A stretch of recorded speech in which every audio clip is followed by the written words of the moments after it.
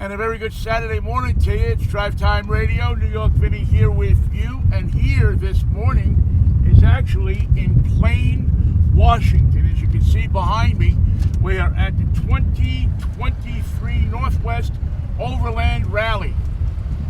Overland Rally, you say. What is Overland, Vinnie, you say? Well, we're going to explain that to you. We're going to show you some of the cool vehicles that are here. If you are interested in getting off the grid a little bit in your vacation plans this year. I know everybody can't live off the grid, but if you're interested in getting off the grid in your vacation plans this year, you may want to jump in the car today and jump out to Plain, Washington. There's still one day left. Saturday's going to be the big day, and they have a ton of stuff, a ton of seminars, and a ton of cool stuff going on here today, including picking an overland vehicle, all the different kinds of accessories from the solar to bedding. Had some really neat looking beds that you can put in these things. Figuring out what is the right vehicle for your application. Figuring out, because there's a lot to figure out when you go over the land and through the woods to grandmother's house we go.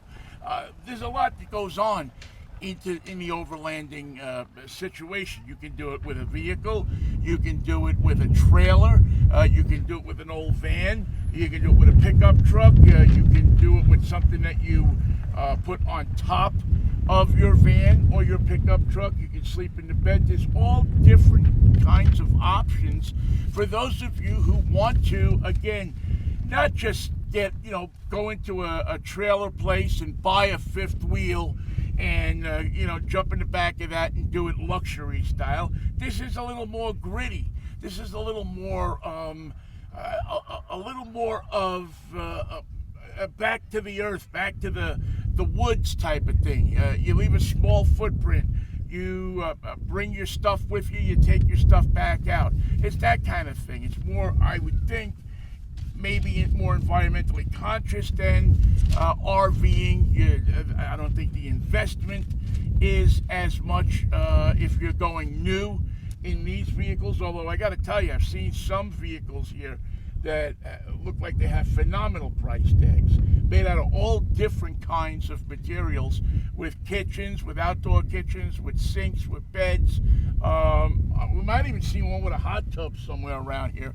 Maybe they just tow that behind it. But it's something that's growing on a lot of people. More and more people are doing it. More and more people, since the pandemic, are going out to these types of events, learning more about overlanding, learning more about getting out of the house, not staying in a cushy hotel, not glamping, which is something a lot of people do. With all the accoutrements of home, you get the TV and this and that. I'm sure if I walk through this place, I'm going to find a TV or two, but I think here more the entertainment is the family dog, as you can see behind me, than it is anything else. And there's a certain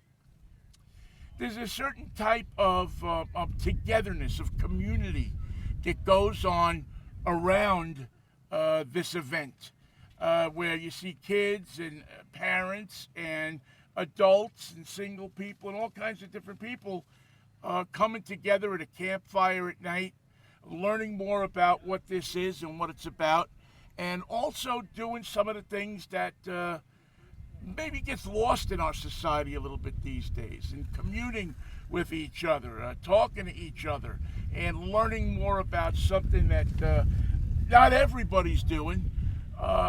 Again, the most popular thing is to go to an RV place and buy a big RV or rent a big RV and get out on the road and stay in campgrounds. This is a lot different. This probably entails staying a lot more in BLM, Bureau of Land Management lands, or state parks, or places where you're not going for $60, $70 a night for a campground.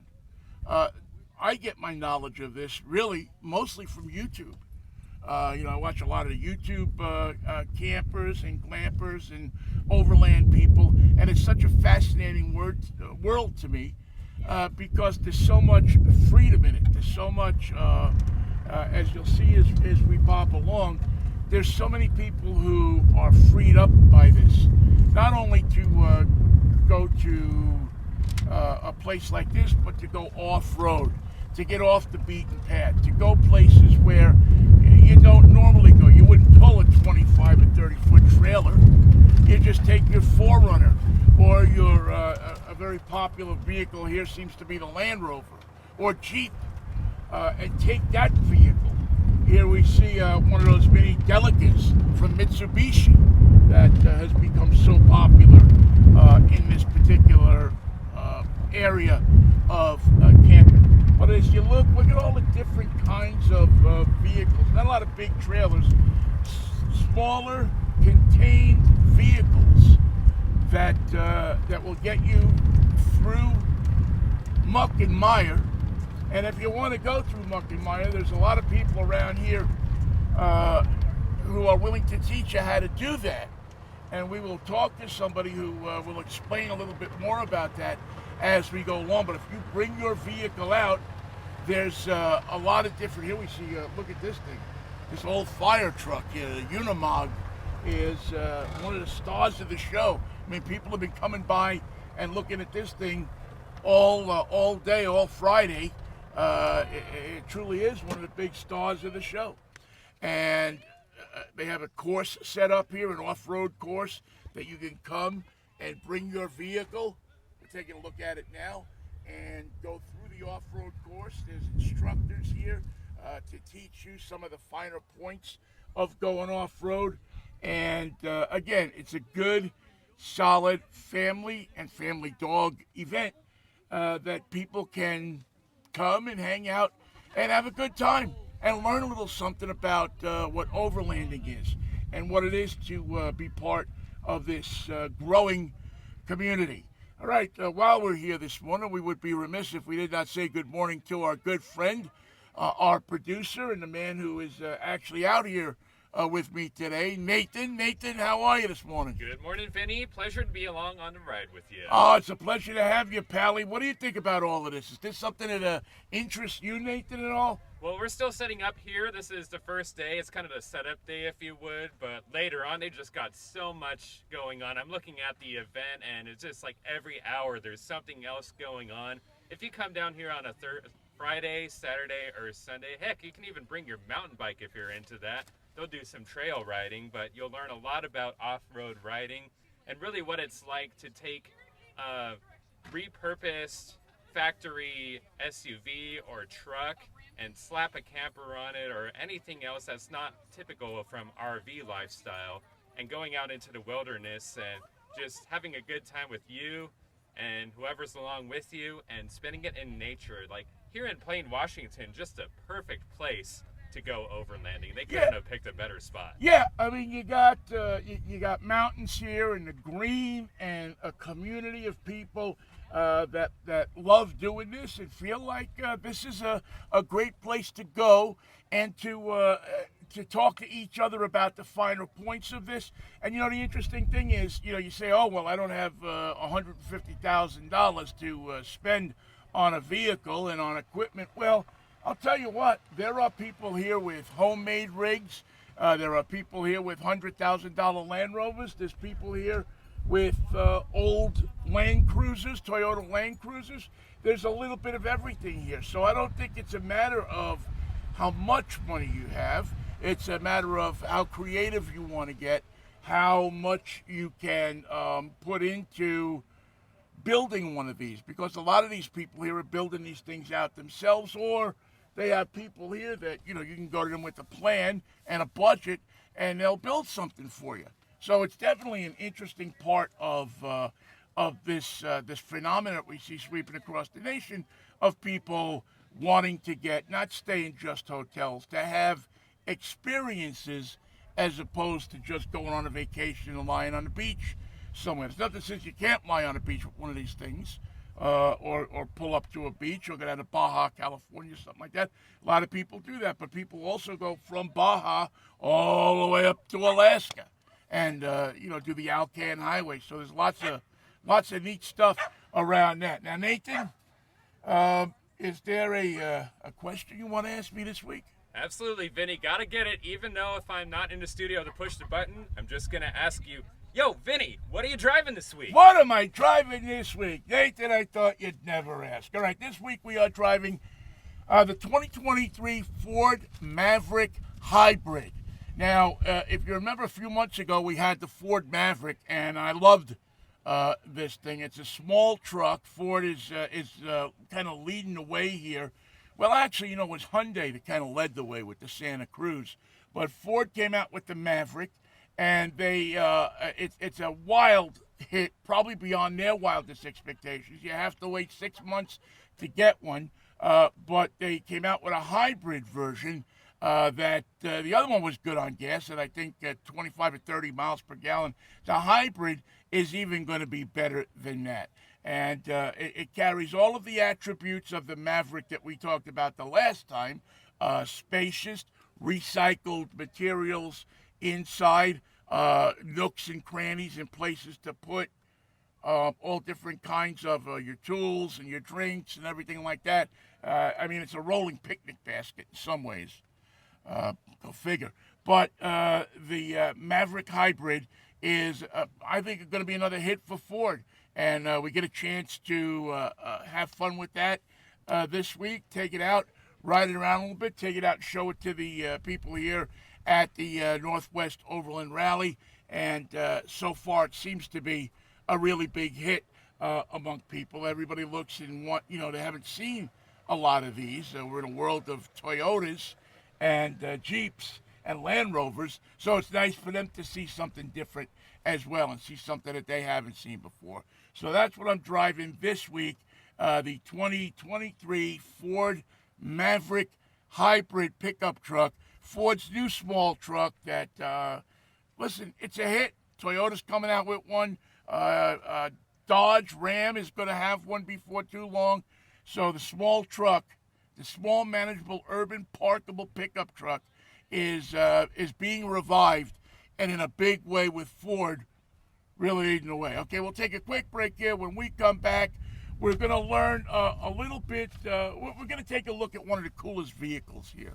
I think that's what we're going to do. We're going to check out one of the coolest vehicles. We are at the Northwest Overland Rally in Plain, Washington. It runs the rest of the day today, Saturday. So if you're not doing anything, jump in the car, 15 minutes north of Leavenworth. You can even go on the new ride that's in Leavenworth and check out that new park that's there, that adventure park that they put up that opened up a couple of weeks ago. So it is Drive Time Radio. I'm New York Vinnie. Stick around. We got more coming on 1150 KKNW.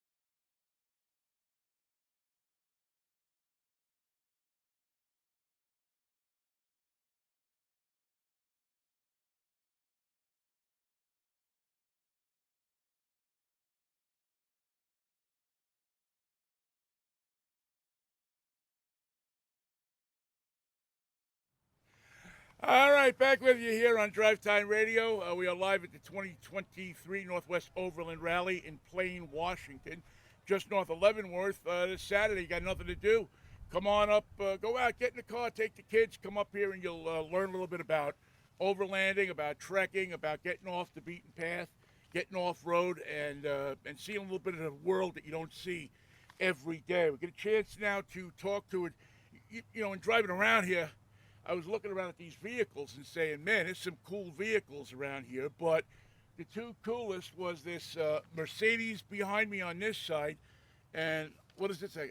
a Canter? Yeah, Mitsubishi Canter. Mitsubishi Canter. This is Brian from Everett. Say hello, Brian from Everett. Hey guys, how's it going? There you go.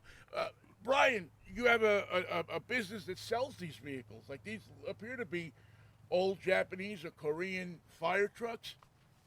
This one on the left, the Mitsubishi, is Japanese. It's a Japanese import.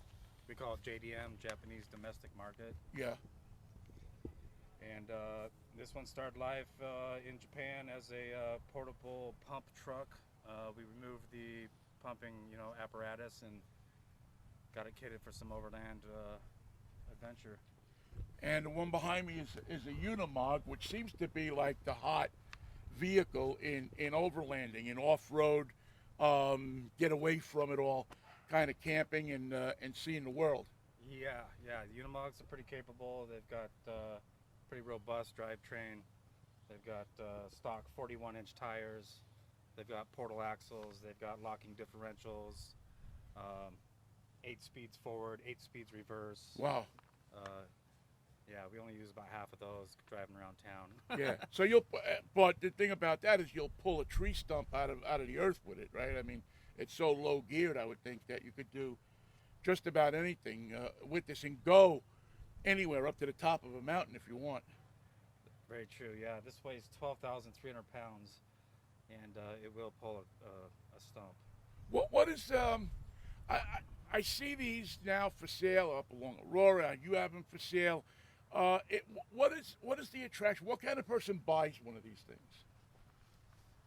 Well, someone that wants, something that's going to be really capable and tough, and the ability to carry a lot of gear and weight and whatever someone wants to build up, they can do it because it's got, it's very modular systems. Right. So you can, if you want a mountain climb, or you can go off, to the upstream as far as you want to get in one of these things, and these things will get you up there. Yeah. Now, what is it? Now let's take a look at the Unimog, because that's the one that everybody is whispering about. This is a Mercedes-Benz.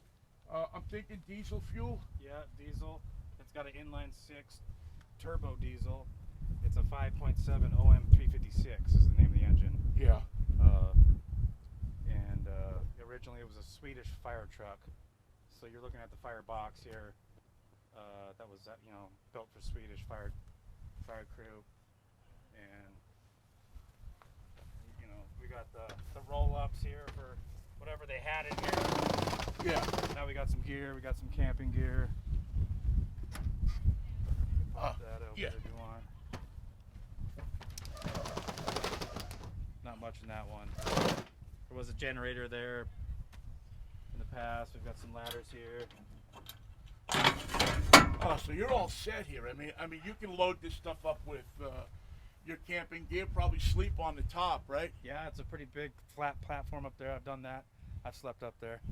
What is if you want to buy one of these in this kind of shape, and this one seems to be in pretty good shape, what are you looking at? How much are you looking at to buy something like this? The market's pretty wide right now. There's a lot of bring a trailer Unimogs. Yeah. Going up on auction. I've seen them go from like 50 to 75. I've seen one kitted out with a habitat for camping go for 177. Wow. Recently, which is fairly low on the whole grand scheme of things, And it's nothing. I mean, there's nothing comparable that you can buy today, brand new to this, is there? Well, you can buy a brand new Unimog, but you can't import it into the U.S. So we're stuck at 1998 for imports into the U.S. from other countries. 25 years old. Yeah. 25 years old. And so this is a 1987, and it has 18,000 miles on it. Were these better built than the new ones? Somebody told me that the older they are, the better crafted they are. Yeah, I think once they switched over to this square cab, I think they got better. I'm not a real expert on these, but I actually just picked this up from the Port of San Diego about 3 weeks ago, and I drove it back from the Port of San Diego, 1,200 miles. Up along I-5? Yeah. You got some looks, didn't you? Yeah. You had a few people that were looking at 53 miles an hour the whole way. It was nice. Well, you get to see America that way. Yeah. Let's walk around to the front a little bit because it's just such a unique looking vehicle. I was in one of these, I did a trip to Cuba a couple of years ago and they had one of these, something similar to this. There was an old army truck. I mean, this winch looks like it'll pull a house right off of its foundation. It's pretty big. It's a hydraulic. This is not just an electric winch. This is hydraulic, yeah, right? it's hydraulic. Look at that. I mean, you get your money's worth with that. What kind of mileage you get on the? I mean, it's almost stupid to ask, but I will anyway. What kind of mileage do you get on something like this? Well, I was doing some research, and they were saying 13 miles a gallon. Not bad. And I never really was able to calculate it on my trip, but I think it was doing about 13. Yeah. I felt that way because these get about 14, and I didn't fill it up too many times. You know, I got through Oregon without filling up at all. Wow. And I think the tank's about 35 gallons. Holds about 35 gallons, maybe a little more. I haven't quite got the 411 on that. Do you meet some interesting people selling these things? Oh yeah, yeah. It's more. I like the community that surrounds these things. It's great to meet all these people that are building these things and you know, getting to know. Yeah, it seems to be a ton of fun just walking around and talking to people. It just really seems to be a good bunch of people having fun, and what impresses me too is also the stewardship of the environment. I mean, people seem to really take it serious to leave the land as good as they found it. Yeah. You know, because people sometimes will look at these things and say, gee, look at them, they're just, chewing up the land and messing it up. But, I mean, I've found in talking to people that they really do care about the environment and they care about the situation of leaving the land, much the way they found it. Yeah, definitely want to tread carefully, and leave a light footprint. All right, if one of my listeners wants to sees this on the internet, hears it on radio, wants to buy one of these things, how do they get in touch with you?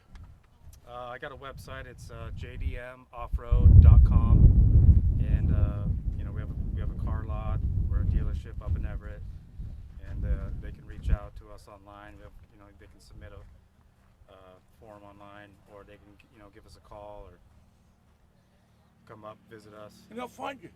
They'll find you on the web, and who knows? Maybe somebody's listening to this today and says, you know what? I need one of these. They're a high tech. They got a lot of money. They don't know what to do with. They call you up, and all of a sudden they got a Unimog in the driveway, and nobody messes with them anymore on the block. It's kind of, if you see somebody with one of these parked in their driveway, chances are they're not. They're like, okay, let's just leave him alone. Let's not bother him. He can do whatever he wants. All right, Brian, listen, thanks for showing us your vehicle. It looks like it's is it fun to drive? It is super fun to drive. Yeah, I mean, I know you're sitting up high and people are looking at it, probably stop you at every rest stop and everything saying, what the heck is this thing? Definitely. How about, I'm thinking the kids love to get rides in this thing too. Yeah, well, it was set up for some firefighting, so there's some strange seats for the passenger. They're designed to clip into an air tank and like lock you in. Ah, and it's kind of strange, but we gotta get a more comfortable seat up there. But yeah, seats 3 up front, and then sleeps a couple on top, and there's a sky's the limit as far as like building this thing out. Yeah. Looks like a ton of fun, man. Thanks for spending a couple of minutes with us. That's Brian from JDM Import. If you're thinking about a Unimog, you want to know more about them or these foreign vehicles that you can bring in 25 years old or more, give them a call. Go online. We'll also put a link on our Facebook page at drivetimeradio.com, drivetimeradio.tv.com. I shouldn't forget that. And stick around because we'll come back and talk a little bit more about overlanding as we are out at the Overland 2023 Northwest Overland Exposition Rally out here in beautiful Plain, Washington, where the sun is shining, the birds are chirping, and the people are camping. It's Drive Time Radio.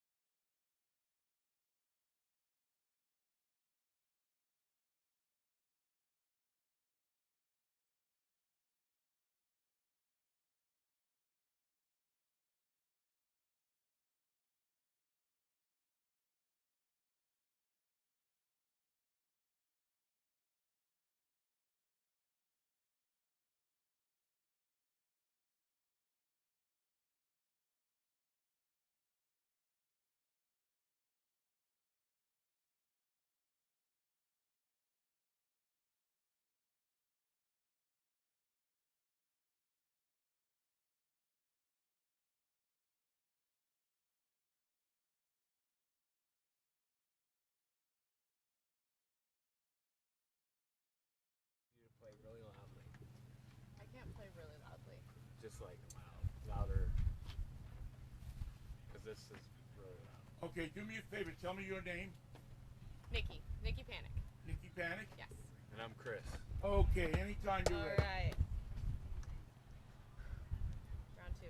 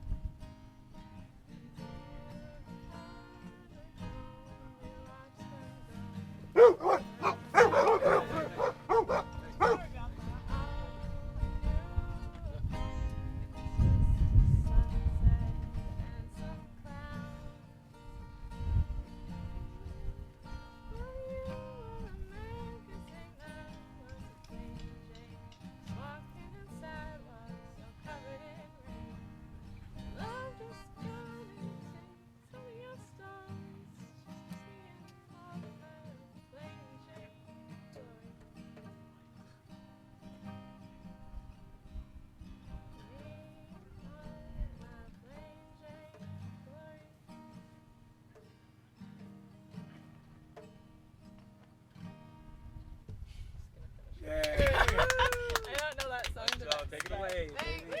Excellent. You stopped. Thank You stopped. you.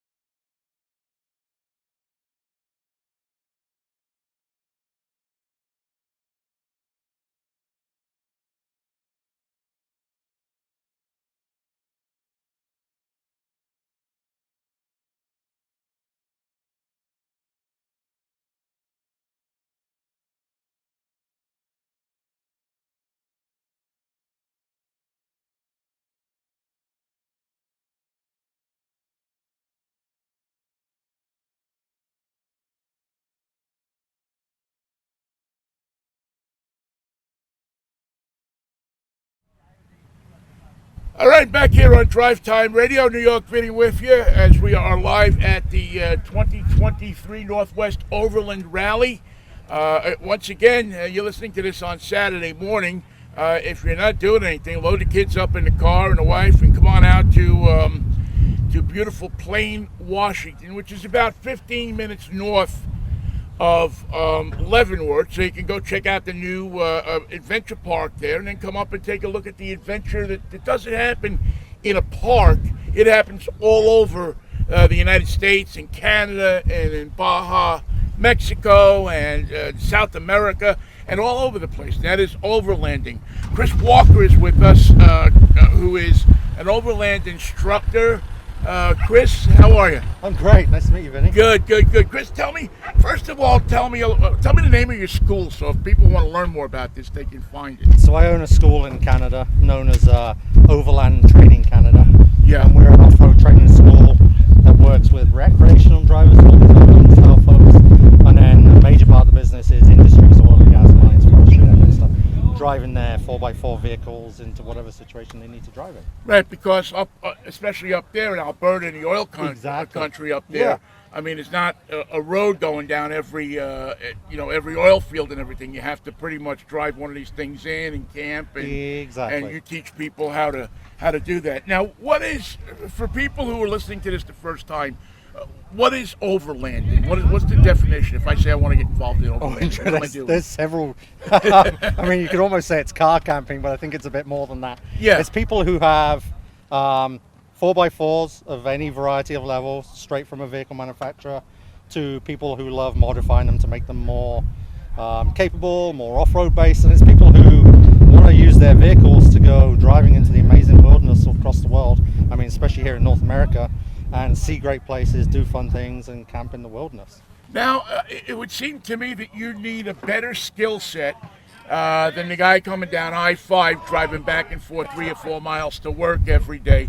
It seems to me, just by the fact that I've done this a little bit, that you need to know a lot more about not only your driving skills, but the vehicle capability as well. Absolutely. You know, with this modern kind of explosion of overlanding or off-road driving, the vehicles that we have these days are so capable that you can get so far into the wilderness that you need a little bit of level of an education, so that, I mean, you could be hundreds of miles out there in, I don't know, Nevada or Utah or Oregon, and that little bit of education to teach you about how to use that vehicle, how to know what it does, its capabilities, and ultimately how to be safe and protect the environment.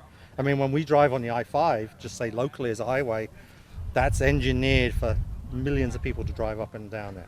These off-road trails, they're not engineered. They could be old mine roads, they could be old exploratory roads, they could be old forest roads or old goat trails. So they have none of these modern engineering protections, and the education part of it is just to help people understand those dangers, look after themselves, and have fun out there with looking after the environment. Right, there's as many cameras and all the kind of downhill stuff that they put in these vehicles. It still comes down to how well a driver knows how to use those implements and knows how to control their vehicle, and it's something that you don't get by reading a driver's manual. You have to. I mean, if you're smart, you take a few, even if it takes you a week or a weekend or something like that, and at least take a basic course in how to get yourself out of trouble if you get into it. Absolutely. What to look for. I mean, so many different things that can happen where there's no phone to call somebody. Absolutely. I mean, like we said, modern vehicles are amazing in their capability. They've got so much technology, but one of our favorite phrases when we teach people in any aspect of off-road driving is use good technique before you rely on the technology. Technology is amazing, but you still need to be a smart driver to use your vehicle correctly and safely before you're allowed to use the cameras and all the buttons and switches, so that you can use that technology to make your life maybe a little easier, a little bit more comfortable, and maybe a little bit more performance, but it has to be centered around good skills first. What's the biggest mistake you see people make when they get into these types of vehicles? Oh gosh, that's a broad question. Somewhat cringeworthy, not the one you off the side of the mountain. No, you know what? I think it's underestimating the hazards out there. Maybe underestimating or overestimating your own skill. Yeah. We like to try and advocate for people just to take a little bit of a step back, because you can still go to great places. You just don't need to push yourself that hard all the time in this aspect of off-road driving, the overland Right. kind of area. I mean, if you have a big, huge built-up 4x4, then the more challenging trails in, say, Utah might be more rewarding. But for this kind of environment here with these people, it's expensive, capable vehicles going out into the wilderness. Just be a smart driver first. Do you also teach about preserving the environment? Because I know we talk to a lot of people, especially in the Northwest, so many people are environmentally conscious. Conscious about the environment, unconscious when they drive sometimes. But there's so many people that are conscious. They say, oh, these things are ruining the environment, the birds, to this, to that. But I would think that to be successful at this, you also have to have a cognizance of what's going on with fuel, with tires, and all the different things that go into running one of these things through a forest. Honestly, I think that's probably the primary focus that we should all have. I mean, let's just take North America for an example. North America is staggeringly beautiful, staggeringly diverse. If we don't act as a group of enthusiasts in a responsible manner out on those trails, I mean, the BLM, they have a lot of terrain to look after. If there's a problem, they'll do something to try and manage it and allow people to use it, but there comes a time and a place when those lands get reduced. So one of the biggest principles that we teach and we advocate for is an organization called Tread Lightly. Really, it's an amazing organization. Look it up on the internet, and it just gives some really simple skills about how to act in the wilderness, be it driving, motorbiking, hiking, whatever it is. Really, you're trying to travel through that terrain without leaving a trace. Right. Leave it better than you found it. We're trying not to widen trails when something gets harder. We're being mindful of the season, whether it's rainy or wet or snowy. Really, we want those trails to be there for generations to come, so that we can all enjoy how beautiful this country is. This is a lot of fun. This It really is is. I mean, I'm an old racer, old drag racer and stuff, but this to me seems like it's a lot of fun because, number one, you can take people with you. Yeah. You can involve your family. It's fun for kids, and it just seems to be a way to connect with nature. And one of the things that I like about it too is that it also is a hobby, a sport that can include disabled people that maybe couldn't hike up to a place, but yet they can drive a vehicle up to a beautiful spot and see things that they may have never been able to see before. 100%. All age levels, all experience levels. The wilderness out here, and I mean globally, but North America particularly, is so varied. The more we have the opportunity to explore that, it's only good for the human health. I think being out there in the fresh air and seeing these amazing spots is something that's really important, especially to this user group. When people graduate from your class, what's the last thing you tell them before they get into their 4x4? You haven't stopped learning. Great words. Right. How do people find you, Chris? Overlandtrainingcanada.com. And we teach globally. We're based in Canada, but we work all over the world. Chris, thank you so much, man. My Appreciate pleasure, it. sir. Thank you. All right, thanks very much. And all right, that's actually that's going to put another edition of Drive Time in the books. Thank you so much for watching. If you get a chance, come on out here. Otherwise, we'll see you next week, 8 o'clock on Saturday morning, right here at 1150 KKNW.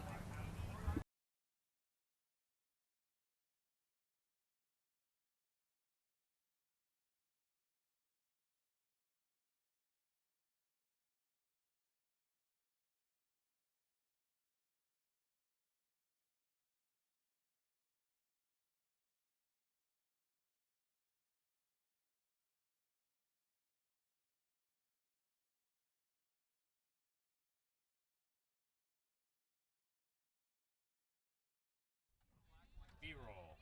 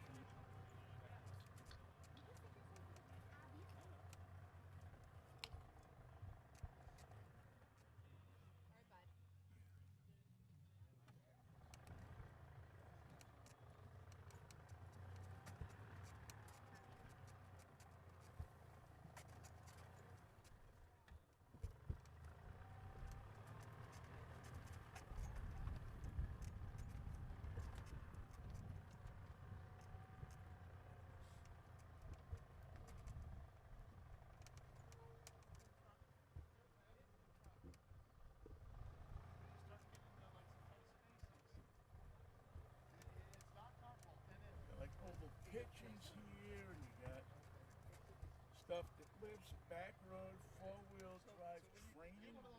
So you can train, if you want to train to drive on the back roads. You can learn here. These guys have jacks that hold your trailer up. These guys are from the Teton Overland show. This is going to happen in September. I'm thinking at the Grand Teton National Park. We're about, Or yeah, close we're to about it. 45 minutes west. It's amazing. It's amazing how I put that together, huh? I mean, I should be on a quiz show. Yeah. But yeah, this is they get to walk. You know, let's see, when is this going to be? Is it the waterfront at Snake River Landing in Idaho Falls, the Teton Overland show, and they're going to be spoken to this gentleman before about building out RVs.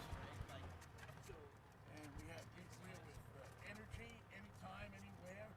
So I'm thinking that they are you plug in. And that's one of the popular things out of these things is plugging into the having the portable generators, the portable power packs that give you an ability to have power on demand almost wherever you want it. Got different mounts. I'm sure that's you're mounting up your camera or whatever. More trailers. I mean, there's just a ton of stuff here that you can take a look at, equip your rig, or talk to people just about getting involved in this hobby, this sport. I wouldn't call it sport because it doesn't seem to be competitive, but certainly a hobby. Look at this old Sprinter here. I mean, isn't that looking cool? Look at that thing. That's dynamite.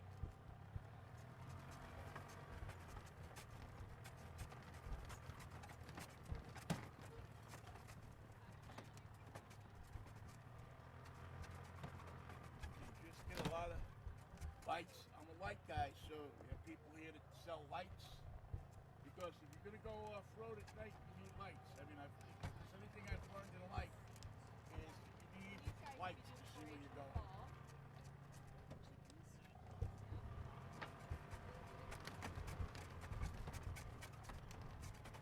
We would have a self-portrait photographer, which is something I think everybody should have.